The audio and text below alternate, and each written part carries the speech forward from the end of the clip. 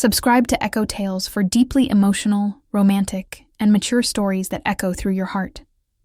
Don't forget to like, share, and comment to support meaningful storytelling. Mira hadn't returned to her sister's house since the funeral. Every time she thought about it, her chest tightened. Not with sadness alone, but with something more complicated. Guilt, hesitation, fear. Her sister Ria had been gone 6 months now, but Mira still woke up some nights expecting a phone call from her. Still caught herself buying 2 coffees out of habit. Still paused at the sound of her voice in dreams.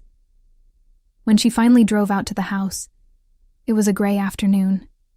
The sky heavy with unshed rain, the kind of weather that made everything feel slower, quieter. The neighborhood was familiar, yet strangely foreign now. The tree in the front yard still leaned slightly to the left. The wind chimes still hung by the porch, though they didn't sing anymore. They looked tired, like they too had lost something. Mira stood at the door for a long moment before knocking. Her hand hovered in the air, trembling slightly. She had come here with the idea of comforting him. Armin, her brother-in-law, Ria's husband, the man who had once been full of warm smiles and sarcastic jokes, the man who had stood silently at the edge of the funeral, not crying, not speaking. Just there, like a statue chipped by grief. When the door opened, Mira was startled by how different he looked. Thinner, older. His hair was messier, his eyes dimmer. Yet the moment they met, hers, something flickered in them. Not surprise, not even relief. Just quiet acknowledgement. "You came," he said. His voice was low and hoarse, as if it hadn't been used much lately. "I did," she replied, swallowing the lump in her throat. Inside, the house was almost exactly as Ria had left it. Her favorite scarf was still draped over the armchair. A half-burnt candle sat on the kitchen counter. Lavender-scented, of course. Mira had to stop herself from reaching out to touch it. It felt like stepping into a memory too delicate to breathe on. They sat in the living room, opposite each other. The silence stretched between them like a tight thread, almost humming. Mira tried to fill it with casual words. "How's the boiler?" she asked. "It's fine. Leaking a bit.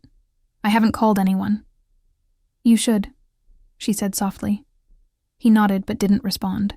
The conversation, if it could be called that, drifted into small talk. Groceries, the weather, the cat that used to visit their backyard. They didn't talk about Ria. It felt like mentioning her might cause the whole room to collapse. But Mira noticed things. The way Armand's eyes lingered on the photo frame turned slightly toward the wall. The way his hand sometimes reached for a mug that wasn't there. The way his shoulders drooped just slightly when he thought she wasn't looking. She had come here thinking he was the one who needed comfort. But now, sitting across from him, surrounded by memories that wrapped around her like fog, she realized something. She was the one breaking. Being here, in her sister's world, cracked something open inside her. The silence, though painful, felt familiar. It was the silence of shared loss, of 2 people who had lost the same heart. When she stood to leave, Armin walked her to the door. He didn't say goodbye, just gave a quiet nod and a small, unreadable smile. Driving away, Mira glanced in the rearview mirror. The house grew smaller, but something inside her had grown heavier. She thought she was comforting the widower, but what if in that silence, they had both heard the echo of something else? Something neither of them was ready to admit? The next day, Mira found herself standing in front of Armin's house again. And this time, she didn't need to convince herself to knock. Something about yesterday had stayed with her. Not just the memories, but the quiet. The kind that felt like it was waiting to be filled with something meaningful. Armand opened the door before she could even raise her hand. It was as if he had been expecting her. No words were exchanged at first, but there was a softness in his eyes, a kind of permission. Inside, the air smelled different. Not of lavender this time, but something savory. Mira followed the scent into the kitchen and paused when she saw the pot on the stove. He was cooking. "She used to make that," she said quietly, surprised. "She taught me how," Armin replied, not turning around. "I always added too much salt. She said I was trying to poison her." Mira laughed before she could stop herself, a sharp, sudden sound that caught her off guard. And then, just as quickly, her eyes burned. She blinked fast, but the tears came anyway. "I'm sorry," she murmured, turning away to hide her face. "You don't have to be," he said. His voice was gentle, steady. "She was your sister. You're allowed to miss her. Loudly. Quietly. Any way you need." She turned around slowly, her breath catching. He wasn't trying to fix her. He wasn't offering clichés or forced smiles. He was simply there, steady and solid, like the house around them. They ate in silence, but it wasn't awkward. It was reflective. Healing. The food tasted exactly like Ria's version. And for a few moments, it felt like she was still there, laughing at Armin's serious expression, teasing Mira for being the picky eater. After dinner, they sat in the living room again, only this time, closer. The gaps between them, once heavy with grief, had begun to feel a little less painful, like healing skin. She loved this room, Mira said, running her fingers along the armrest. Said, the light here made everything look softer. She was right, Armin answered, looking at Mira. There was a pause. She noticed it. The way his eyes lingered on her, just for a second too long. And she felt it. That slow, unfamiliar pull. Attraction? Longing? Something more dangerous? It startled her, made her sit up straighter. But Armin didn't push it, didn't even acknowledge it. He leaned back, arms crossed, his expression unreadable. "I forgot what it's like to be around someone who remembers her the way I do," he said after a long silence. Mira nodded. It's different when the grief is shared. And that was it, the unspoken truth between them. That grief, when shared, becomes a strange sort of intimacy. That missing someone together can bind hearts in ways no one talks about. That night, as Mira left, Armin walked her to the door again. But before she stepped out, he asked, "You coming back tomorrow?" She hesitated, not because she wasn't sure, but because the question meant something. It wasn't just about dinner or conversation. It was about being there, about staying in a space that reminded them both of someone they loved, and maybe, just maybe, learning how to live again without her. "Yes," Mira whispered. "I think I will." As she walked to her car, she realized something had shifted. The sadness hadn't left, but it didn't feel so heavy anymore. It had shape now. Edges. A softness she hadn't expected. She had gone to comfort Armin, but somehow, in that quiet house of memories and meals, he had begun comforting her. Not with grand gestures, but with something even more powerful. Presence. The visits became a quiet routine. Mira would show up sometime in the afternoon, never with a plan, but always with something soft in her eyes. The kind of softness that comes from trying to be strong for too long. Armin would already be there, sometimes reading, sometimes fixing something broken in the house, but always with the door slightly ajar, as if expecting her. By the third visit that week, Mira no longer felt like a guest. She moved through the rooms without hesitation now, brewing tea in the kitchen like she had when Ria was alive. She found her sister's old scarf on a hook by the door and slipped it around her shoulders, not realizing how naturally it fit. It didn't smell like her anymore, just fabric now, but it gave Mira a strange kind of comfort. Outside, the rain had started. A soft, steady drizzle tapped against the windows as the sky turned a pale gray. Inside, it was warm. Armin had made lentil soup, a dish Rhea used to make whenever any of them were sick or sad.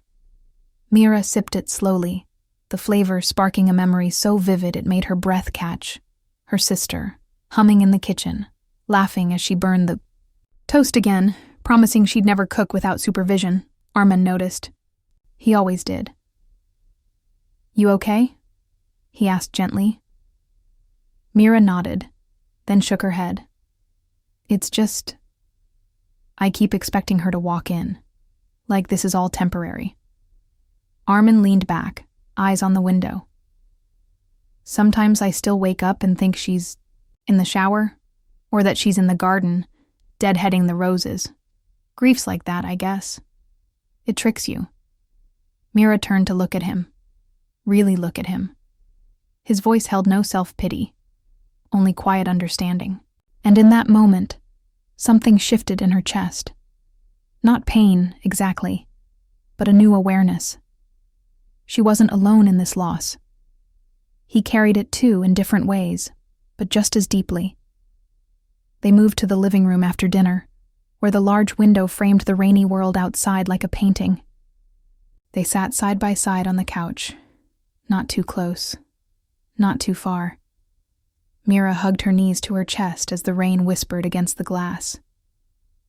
"Do you think grief ever ends?" she asked softly. Armin was quiet for a while, thinking. "No. I think it just changes shape. Like clay. Some days it's sharp, other days it's soft, but it's always there." His words settled deep in her heart. They didn't fix anything, but they made the pain feel a little less chaotic. She turned her head to look at him. He wasn't looking at the window anymore.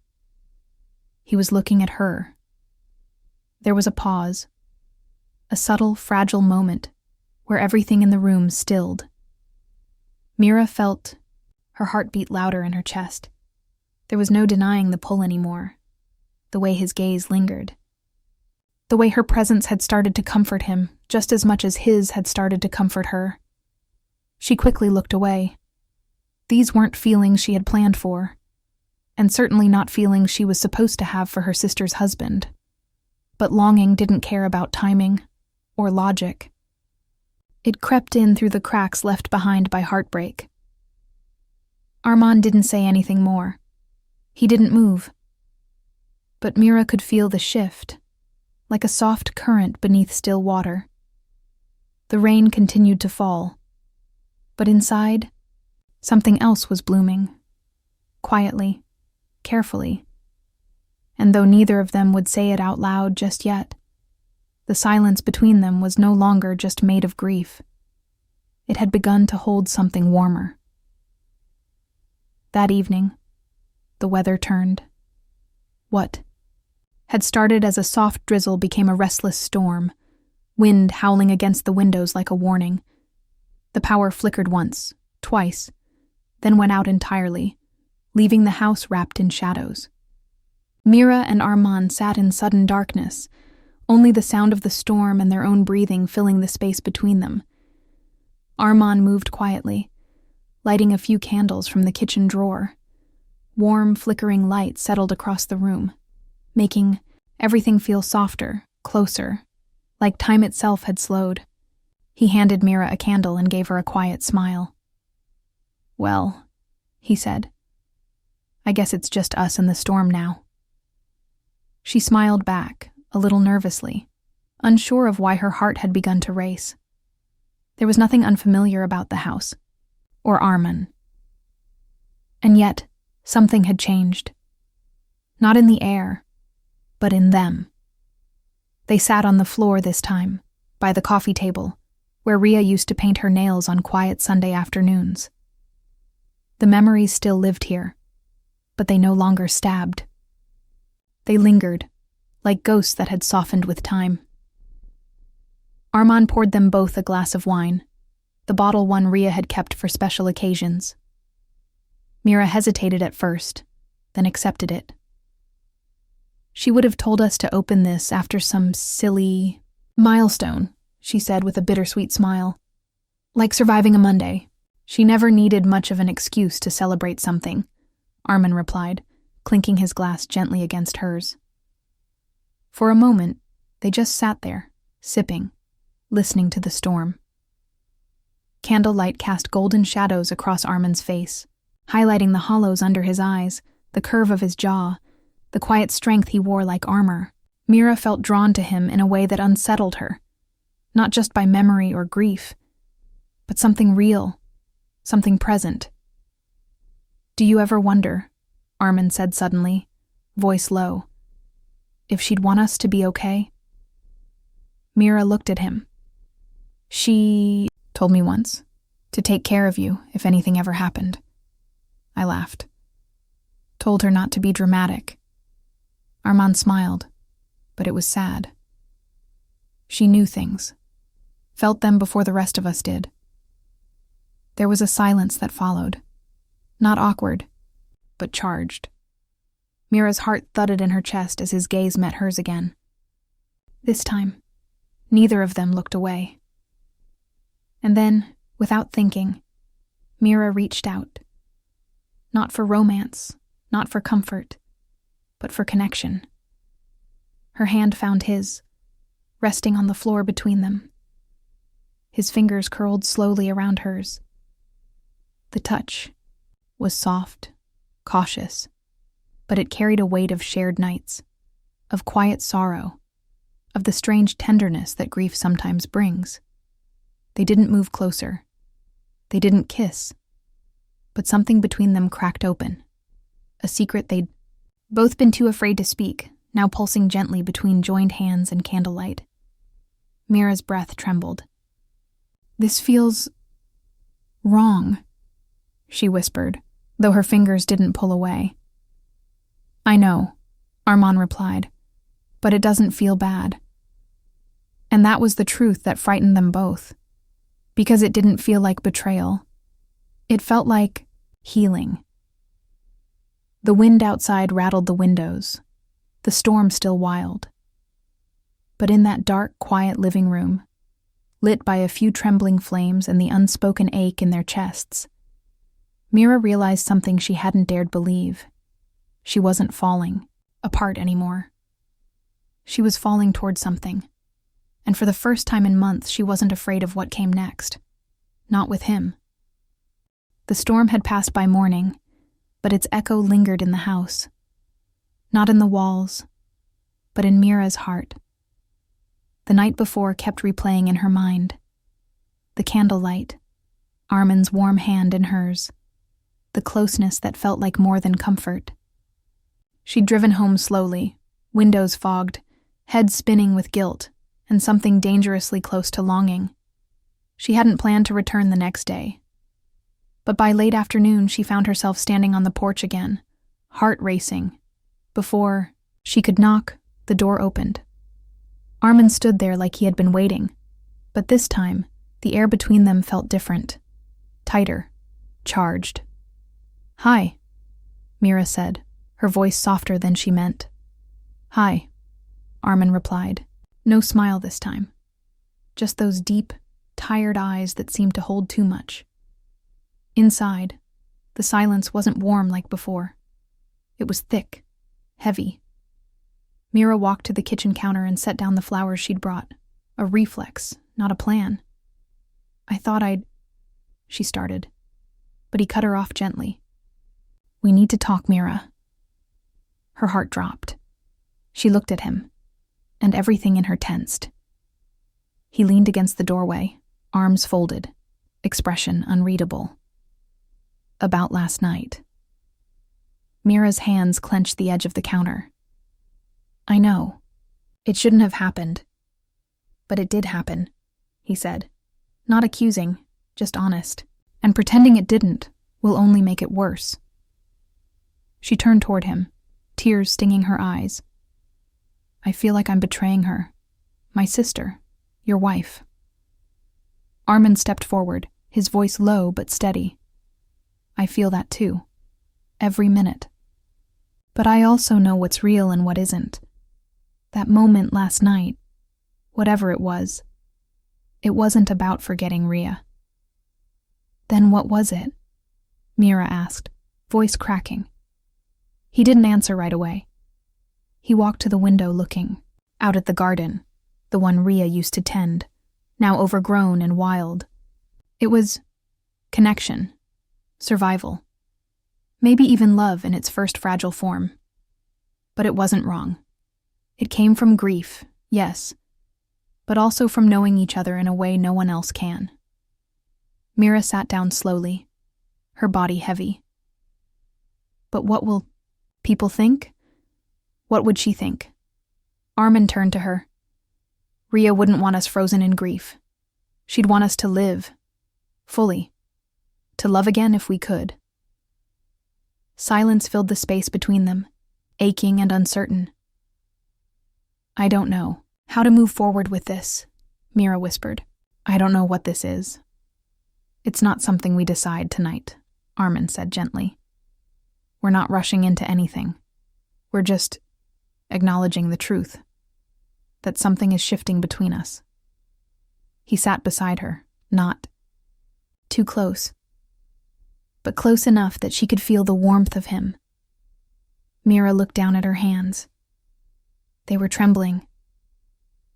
I'm scared, she said, of losing her all over again, of what this means. Armand nodded. Me too. They didn't touch. Not this time. But the moment was raw, exposed. Two hearts laid bare in the middle of their shared wreckage. Later, as she left, Mira didn't look back. She couldn't. Her heart was too full, of questions, of fear, of something new and unnamed growing between them. It wasn't a love story yet. It was still a story of loss. But something had cracked open, and from that fracture, a different kind of light was beginning to shine. Weeks passed, and with each one, Mira and Armin found themselves walking a delicate, invisible line, somewhere between memory and possibility. They didn't speak often of that night anymore, not because they were avoiding it, but because it had settled into something unspoken but understood, a turning point, a truth neither of them could erase. Life, as it does, carried on, quieter than before, but slowly brightening. Mira had started painting again, something she hadn't done since her sister passed. She brought her sketch pad to Armin's house now, sitting on the back steps while the sun dipped low over the garden Rhea once tended. Armin had begun clearing the weeds.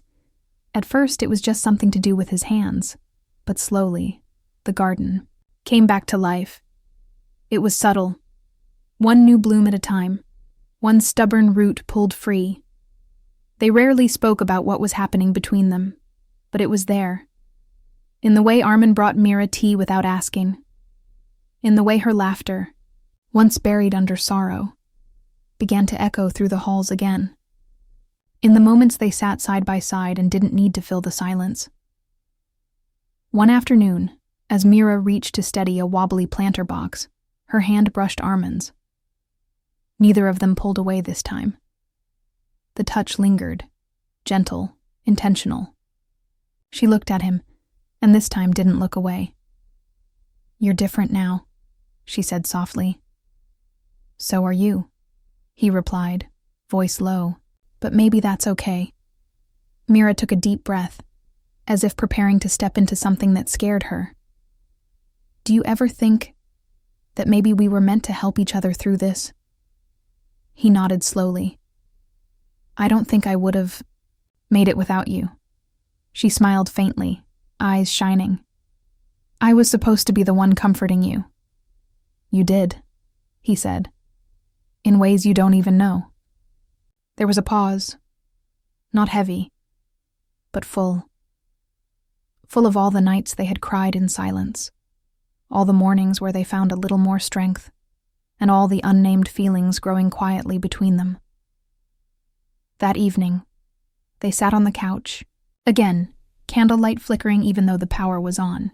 It had become a ritual now. one that reminded them of where it all began. The storm.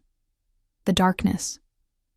The first quiet moment where they saw each other, not just as two people grieving the same woman, but as two souls trying to find a reason to keep going. Armand turned to Mira, his voice barely above a whisper. Do you think she'd understand? Mira swallowed. Her chest ached, not from guilt this time, but from longing. I think if she loved us, really loved us, she'd want us to be whole again, even if it meant finding healing in unexpected places. He reached for her hand, and this time she didn't hesitate. I don't know where this leads, she said quietly. Neither do I, he answered. But I know I want to find out. With you. And in that moment, something settled inside her. Not certainty, but peace. The kind that doesn't erase the past, but honors it by moving forward with open hands and a tender heart. They didn't kiss. They didn't rush. They simply sat together, hand in hand, surrounded by the soft glow of memory and the gentler light of something new. It wasn't the ending Mira had expected when she first walked into that house weeks ago, heavy with sorrow. But it was real. It was honest. And sometimes the most beautiful stories begin in the places that once felt broken. Because as someone wise once said, that's where the light enters.